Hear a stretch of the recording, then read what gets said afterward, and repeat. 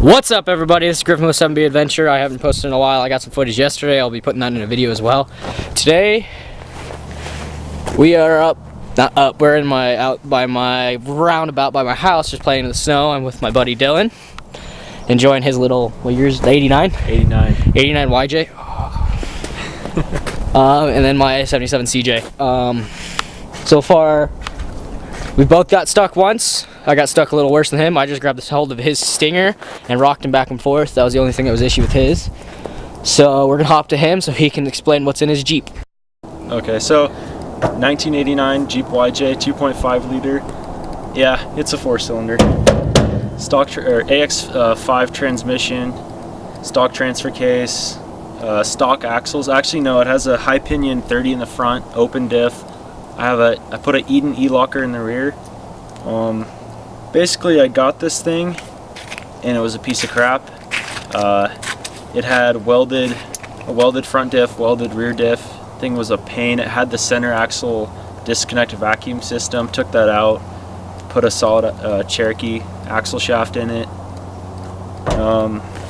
Custom stinger by yours truly. Worn winch.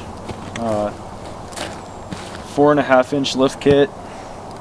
Got some really nice knobby tires, LED headlights. Alright, so for the interior, got some Corbeau bucket seats. They're like $200 each. They're really nice, really comfortable. Just bought some harnesses from Jegs Performance. They're the cheapest ones of like the highest quality that I could find. The roll cage, I don't really know where the roll cage or who made it. I just know it works well because it's been rolled once, not by me.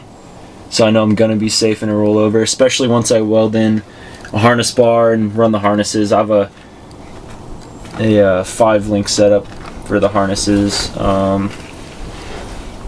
Yeah, that's pretty much the interior. My plan is to keep it kind of like a family type Jeep so I can keep people in the rear.